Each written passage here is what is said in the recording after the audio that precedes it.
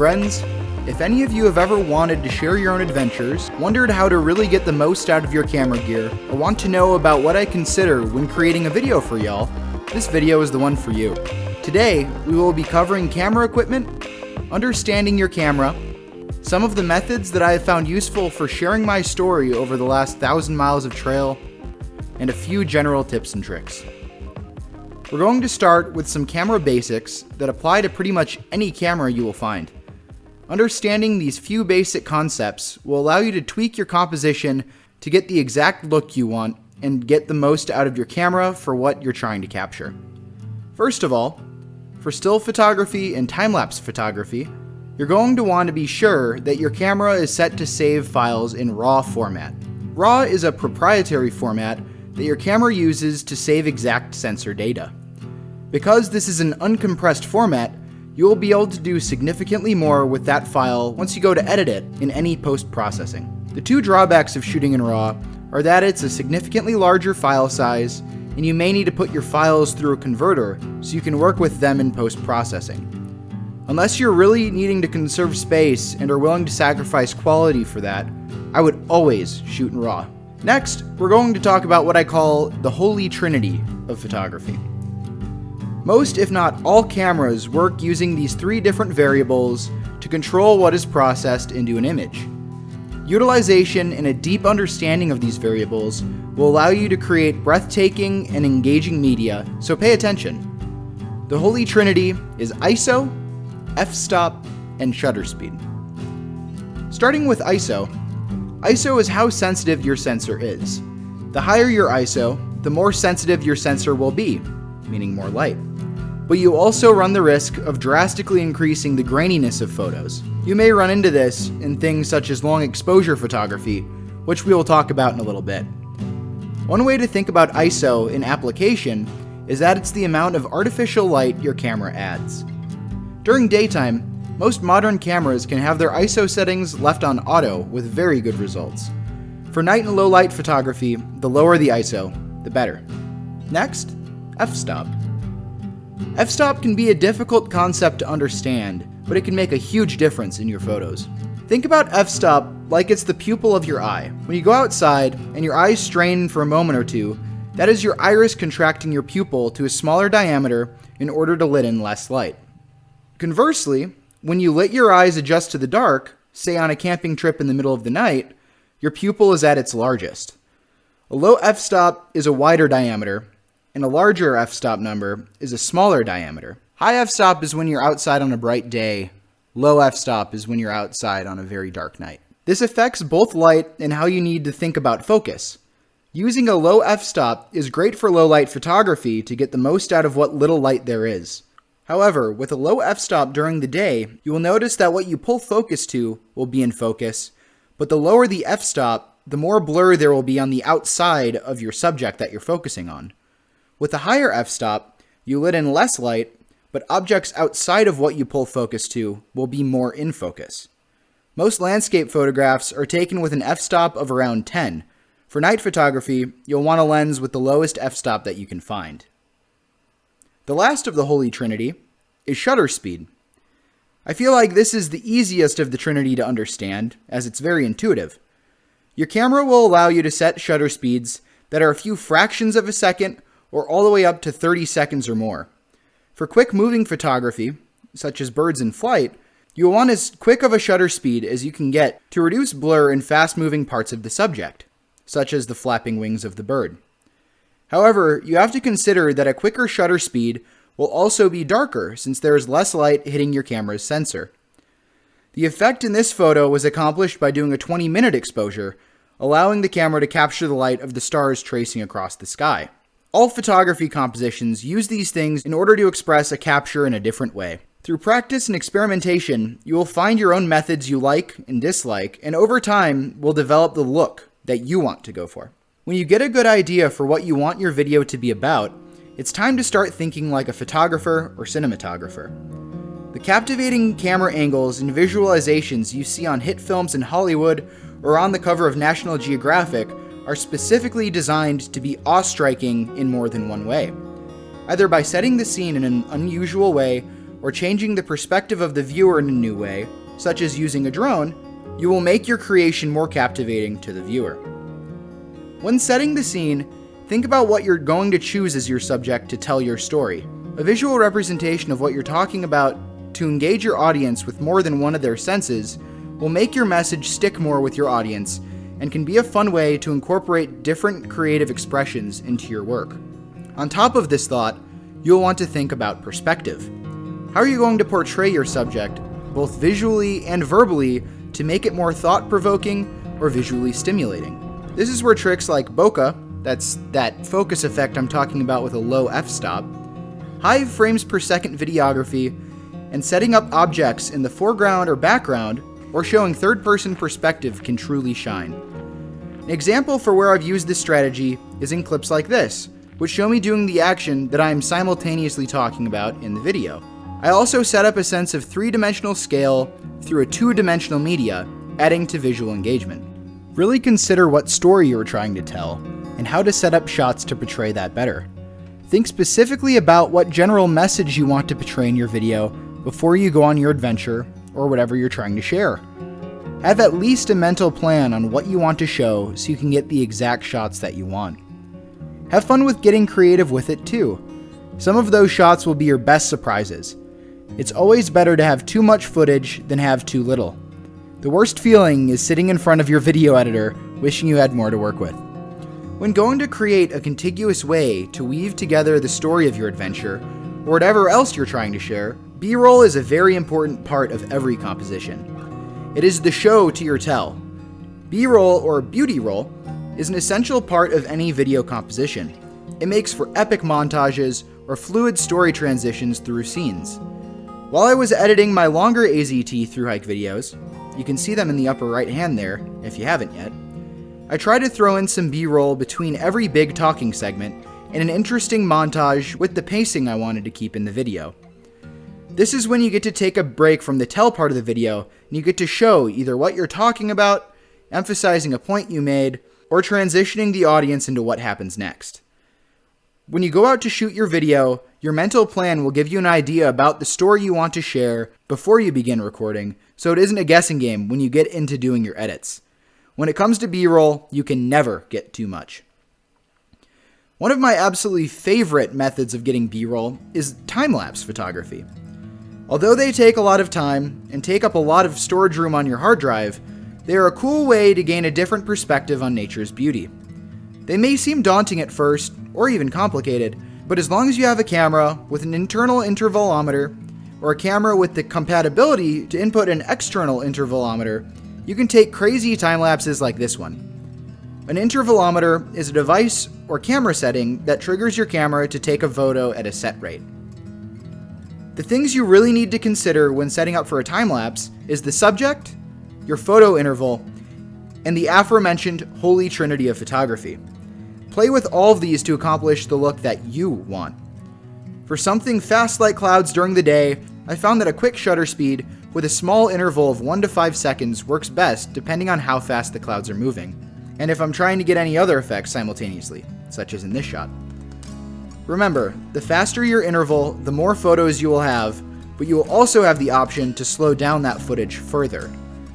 If you set your interval too long, you will have fewer photos, and you really can't slow it down further without it looking extremely choppy. I find it is always better to take more photos than to take fewer, unless you're really needing to conserve space or battery power.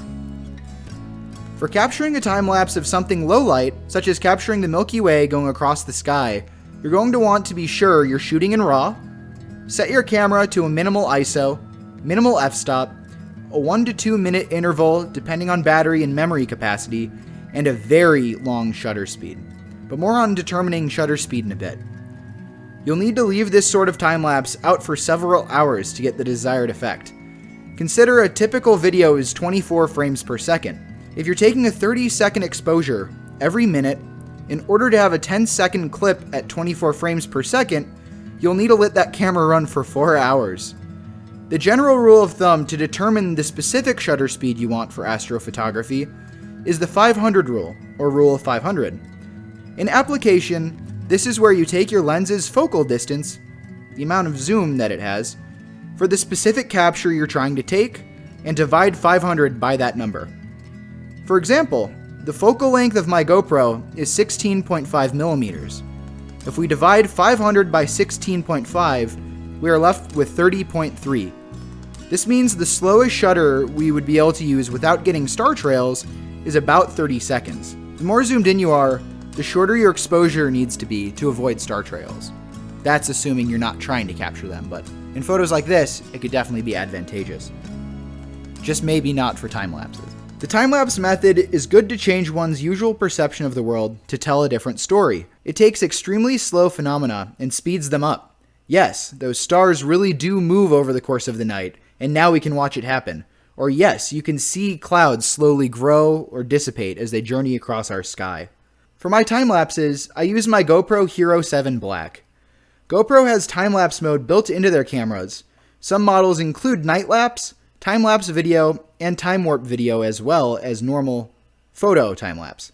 Night-lapse is better for longer exposure shots with an interval. For example, the stars tracking across the sky or trying to get the Milky Way. Time-warp takes video and speeds it up drastically, but then you don't have the individual photo frames like you would get from a normal time-lapse. The GoPro also has a setting that will automatically choose the interval and shutter speed, making time-lapses that perfectly capture a sunset from start to finish very easy to accomplish. For larger cameras like a mirrorless or DSLR, you may need to obtain an intervalometer to accomplish this same goal. My other favorite form of B-roll is slow-motion video. This is sort of the opposite of a time-lapse, and the difference comes down to one crucial variable: shutter speed. Frames per second determines how many images your camera takes per second to create a video of whatever you're looking at. For comparison, as I said earlier, a time-lapse of the Milky Way will probably be somewhere around one 15 to 30 second shutter exposure every minute or so. With slow-mo, you're doing the opposite.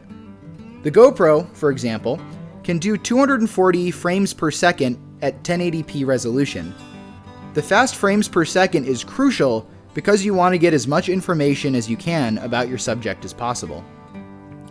If you try to slow down video shot at the standard 24 frames per second, it will look very choppy after very little slowing. There just isn't enough data to depict what you're hoping it to look like.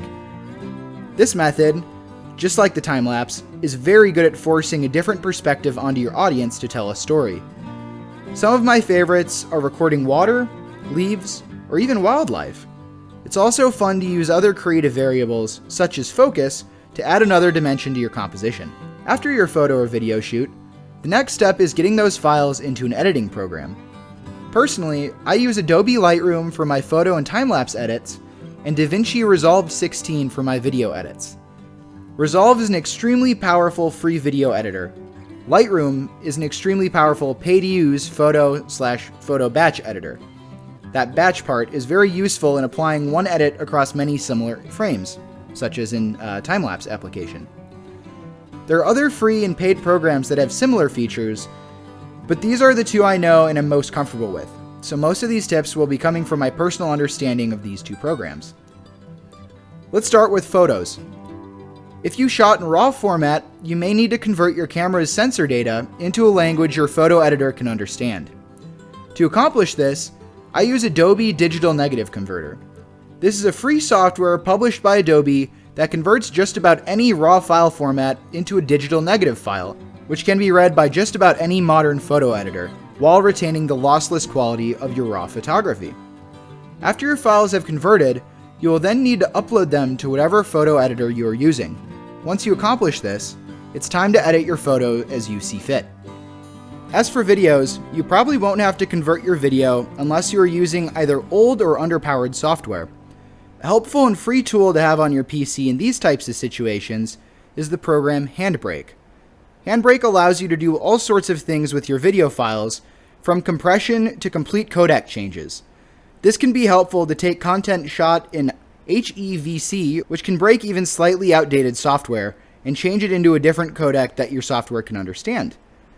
Believe it or not, but essentially the same effects you put on your photos in Lightroom can also be applied to video through a process known as color grading. Resolve has a very powerful color grading tool that will allow you to color grade an entire frame as well as track an object in your frame to apply different color grades to just that area. There are plenty of amazing tutorials on how to get the most out of both Lightroom and Resolve on YouTube. I left some of my favorites in the video description if you want to learn more. The topic of post-processing photo/video could be an entire video series in itself, as there is so much you can do with these programs. So I'm going to leave out quite a bit here, but learning through your own experimentation and using the magical powers of Google, you can understand quite a bit about what you can do with these programs. If you would like me to make a few videos that are more specific about my post-processing techniques, leave me a like and let me know down in the comments. Another thing to consider when trying to record an experience in the backcountry is rationing your power usage. While I was on the Arizona Trail, I carried over 30,000 milliamps in power for 4 to 6 days on trail. I never truly felt that I didn't have enough power. It was always a question as to finding the time to set up a shot while trying to still cover 20 miles a day, get food, and get sleep. Your kit, however, may have less power, or you may be going out for longer and need to prolong that battery life as much as you can. One way you can save energy is by not shooting in 4K resolution. Over my year of making trail time, I found that there really is hardly a perceptible difference between 1080p video and 4K video after it has been uploaded to YouTube. Also, at least in my case, it would take my computer 4 times longer to render a 4K video for upload, and would sometimes take more than a day to complete my upload to YouTube. Since discovering this, I've been shooting my videos in 4K, but I downsampled to 1080p to render my videos. Just some food for thought. Another important consideration is the type of memory card you use in your camera. It's extremely important to research your specific camera model to find what memory cards will work best for what you want. Don't just look at card capacity. Not all memory cards are created equal. Last, we're going to talk about the gear I use to get shots like this. You can hear me talk about all the camera equipment I carried on the Arizona Trail in the upper right. As I previously said, just about any camera equipment will allow for about all the methods listed in this video. Just you might need to buy a few accessories like an intervalometer, tripod, or shutter release depending on what you're working with. But all these things are a lot cheaper than a new camera. It is more often than not the operator that needs to get better, not the equipment the operator is using. Expensive gear doesn't make you a better creative.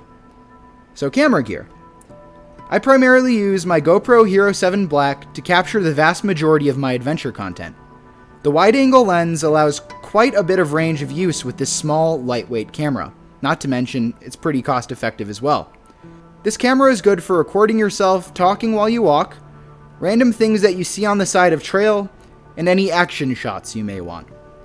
The lens used allows the entire scene to be in focus simultaneously, completely eliminating the struggles of trying to pull focus in pitch darkness when trying to set up a long exposure shot. This little, cheap, lightweight beast of a camera can help you create long exposure, time-lapse, and stabilized 4K up to 30 feet below water. If you're going on an adventure where you'll be putting your gear through hell, I'd highly recommend this camera. It kept up with me over 1,000 miles of trail and has showed no signs of stopping yet. The vast majority of my still photography, and some of my talking head content, is created using my Sony Alpha 6300 mirrorless camera. Just like a DSLR type camera, this type of camera allows you to switch between different lenses to adjust how you want to create your composition. But because it's mirrorless, you get the same perks as a DSLR without the heavy weight of a mirror, giving significant weight savings. In my camera bag, I have the kit lens that came with the camera, which is a Sony 18 to 135mm lens, and a Sigma 30mm prime lens. I chose the Alpha 6300 because I also have an external Rode Video Micro shotgun mic that I sometimes use to capture sound. It does a much better job than the onboard microphone, but I hardly use it. That's one of the things that I'm trying to get better at while in the field. Here are a few parting words of advice. I'll say it again. The more expensive gear will not make you a better creative. That only comes from time and practice. You are only limited by your own creativity. Constantly put yourself out of your comfort zone. With just about every video I publish, I try to think of a new way to show or tell my story, and a couple of ways I can experiment with new skills and methods that I haven't tried or used before. It is so important to always be learning and trying new things to expand your own talents. Lastly, have fun. Sometimes magical things happen in front of your camera. Sometimes embarrassing, funny things happen while on camera. Take all of it in stride. They too are part of your story. Thank you so much for watching today's video. I know this one was a bit different than my usual videos, but if you enjoyed it, please be sure to smash that like button, as it helps the YouTube algorithm recognize the value in my work, and in turn allows me to make more content for you guys. Be sure to hit that subscribe button so you're here for my next video. If you have any questions or comments, leave them down in the comments section below, or feel free to direct message me at trailtime.jake on Instagram. See you in the next one. Stay groovy.